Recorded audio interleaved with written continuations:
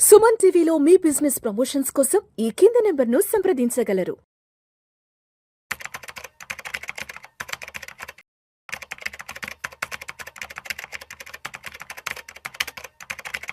Sir నమస్తే sir, Ramachandramurthy గారు. నమస్తే విష్ణు గారు.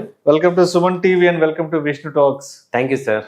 ఎస్ రామచంద్రమూర్తి గారు, ఆగస్టులో ఐపీఓల జాతర, ఐపీఓల సందడి మొదలు కాబోతుంది.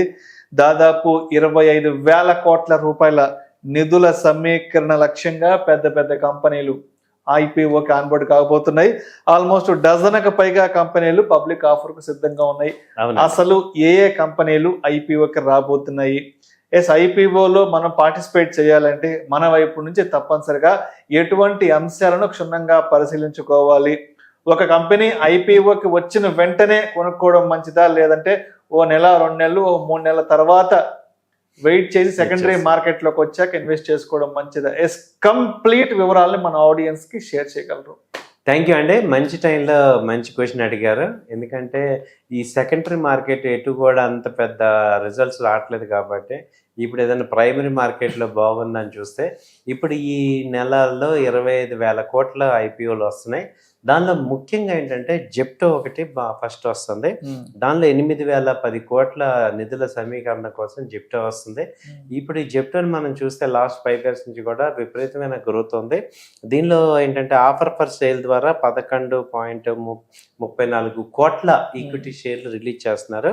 ఇదొకటి మార్కెట్లో లీడింగ్ ఐపీఓ కింద తీసుకోవచ్చు. దాదాపు 8,000 కోట్లు ఉంది.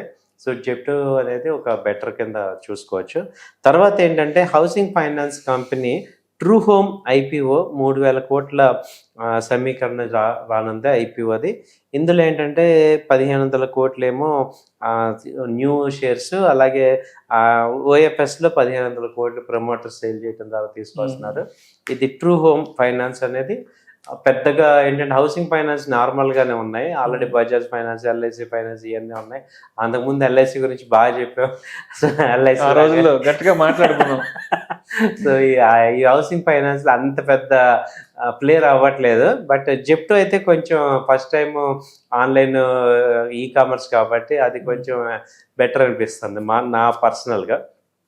తర్వాత ఎలివేట్ క్యాంపస్ అనే కంపెనీ ఏంటంటే తాజాగా షేర్లు జారీ చేస్తుంది. 2,550 కోట్ల సమీకరణ తీసుకొస్తుంది. దీనిలో ఏంటంటే మొత్తం అన్ని న్యూ షేర్స్ 2,300 కోట్ల కింద వస్తున్నాయి.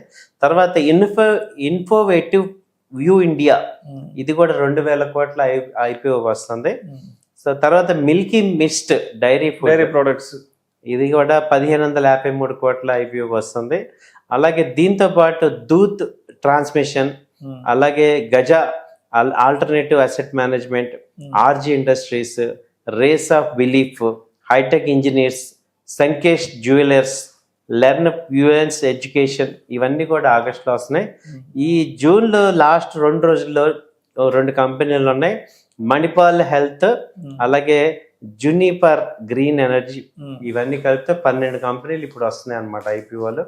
దాదాపు 25,000 కోట్లు. సో బాగానే ఉంది ఐపీఓ కంపెనీలు ఇప్పుడు రావటం. సో ఈ ఇయర్ ఇప్పటిదాకా చూసుకుంటే 36 కంపెనీస్ ఐపీఓ వచ్చాయి. సో ఇప్పుడు ఇంకా ఈ 12-13 యాడ్ అవుతున్నాయి. సో ఐపీఓ రావటం అనేది ఏంటంటే కంపెనీ అనేది లిస్ట్ అవటం అనేది ఇన్వెస్టర్స్ పాయింట్ ఆఫ్ వ్యూలో కూడా మంచి బెనిఫిట్ ఉంది. సో న్యూ అయితే మనం ఏంటంటే మీరు సెకండ్ పాయింట్ అడిగినట్టు ఐపీఓలో ఎప్పుడు ఇన్వెస్ట్ చేయాలి బెటరా, లేకపోతే ఇష్యూ అయ్యాక బెటరా అనేది చూడాలి అంటే ఒకటే గుర్తుపెట్టుకోండి. ఎగ్జిస్టింగ్ సెక్టార్లో కనుక వస్తుంది, రెగ్యులర్ సెక్టార్లో ఐపీఓ వస్తుంది అనుకోండి, దాని గురించి పెద్దగా ఆలోచించినాకల్లా ఇప్పుడు దీనిలో ట్రూ హోమ్ ఫైనాన్స్ ఉంది.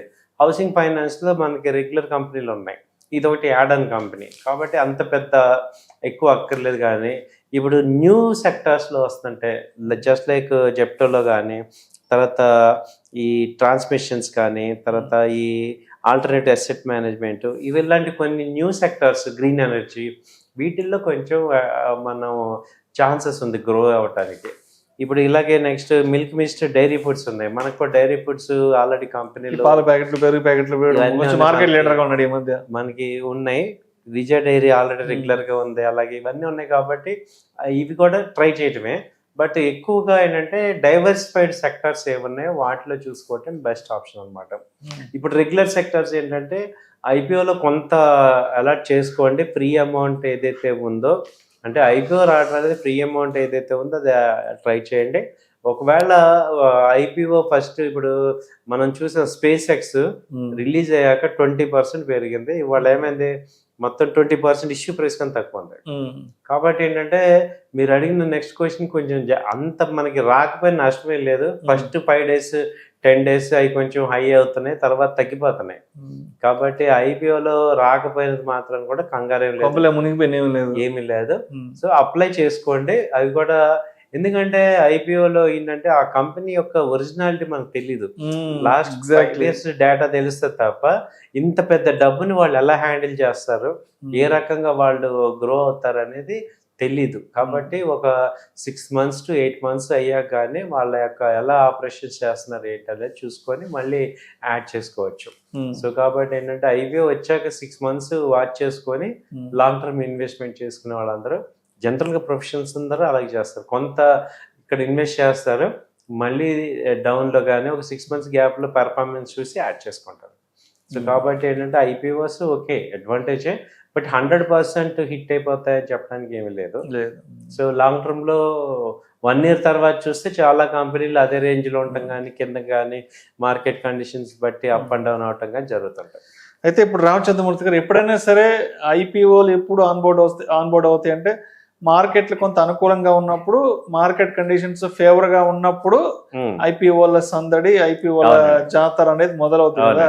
ఇప్పుడు ఆల్మోస్ట్ పెద్ద పెద్ద కంపెనీలు, అన్ని వెల్ నోన్ కంపెనీలు, వెల్ నోటెడ్ కంపెనీలు 12కి పైగా వస్తున్నాయి. కాబట్టి అంటే వీళ్ళు ఎటువంటి మార్కెట్ పర్సెప్షన్ ని చూసి, ఎటువంటి మార్కెట్ విజన్ ని చూసి వీళ్ళు మార్కెట్లోకి వస్తుంది, అంటే మార్కెట్లకు మంచి రోజులు వచ్చే అవకాశం ఉందన్న సంకేతంతో ఎస్ ఈ 12 కంపెనీలు ఐపీఓకి వస్తున్నాయంటారా? అవునండి, ఆల్మోస్ట్ ఏంటంటే ఇప్పుడు ఎటు వాళ్ళు రావాలి కాబట్టి సో ఆ ముందు ఆ సిగ్నల్స్ చూసుకుంటారు, ఇన్వెస్టర్స్ మైండ్ సెట్ చూసుకుంటారు. సో మార్కెట్లో ఇప్పుడు జస్ట్ లైక్ సినిమా రిలీజ్ అయినట్టే అన్ని కండిషన్స్ ఎలా అయితే చూసుకుంటారో ఇక్కడ కూడా, ఎందుకంటే పబ్లిక్ వాళ్ళ దగ్గర మనీ అవైలబిలిటీ ఉండాలి, అలాగే అది 3-4 daysలో ఎక్కువ అమౌంట్ రావాలి. కాబట్టి ఏంటంటే వాళ్ళు అన్ని కండిషన్స్ అన్ని చెక్ చేసుకొని ఇవన్నీ చేసుకొని చేస్తారనమాట. సో ఎక్స్పెక్టేషన్ ఏంటంటే ఐపీఓలు వస్తున్నాయంటే మార్కెట్లో జోష్ రావడానికి ఛాన్స్ ఉంది అని. సో అది చేసుకోవచ్చు ఇక. సో అంటే మొత్తానికి వీళ్ళందరూ వస్తున్నారు అంటే మార్కెట్లో ఏదో ఒక పాజిటివ్ పాయింట్ ఉంది, మార్కెట్లో జోష్ వచ్చే అవకాశం ఉంది. కాబట్టి ఇంత పెద్ద పెద్ద కంపెనీస్ వచ్చే అవకాశం ఉందంటే, బట్ ఏదైనా సరే ఐపీఓకి కాకుండా కొంత సెకండరీ మార్కెట్కి వచ్చాక ఒక 2-3 months టైం చూసి మంచిగా చెడా ఏంటా అని చూసుకొని తీసుకోవడం అయితే మంచిదేనండి. సో అలా తీసుకొని మంచిదే.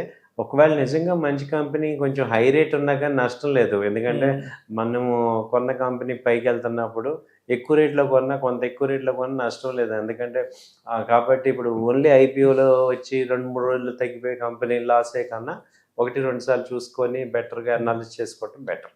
రైట్. ప్రేక్షకుల విజ్ఞప్తి, ఈ వీడియోలో ప్రస్తావించబడిన అంశాలు కేవలం ప్రేక్షకులకు అవగాహన కొరకు, ఇన్ఫర్మేషన్ కొరకు, ఎడ్యుకేటివ్ పర్పస్ కొరకు మాత్రమే ఈ వీడియోలో మేము ప్రస్తావించడమైనది. పెట్టుబడులు పెట్టే ముందు మీ అడ్వైజర్ని సంప్రదించి మాత్రమే తుది నిర్ణయం తీసుకోగలరు. ఎటువంటి కంపెనీస్ని కానీ, ఎటువంటి స్టాక్స్ని కానీ రికమెండ్ చేయడం అయితే ఎట్టి పరిస్థితుల్లో మా ఉద్దేశం కాదు. దయచేసి ప్రేక్షకులు గమనించగలరు. Thank you sir, thank you so much Ramachandramurthy గారు. థ్యాంక్ యూ అండి, నమస్తే.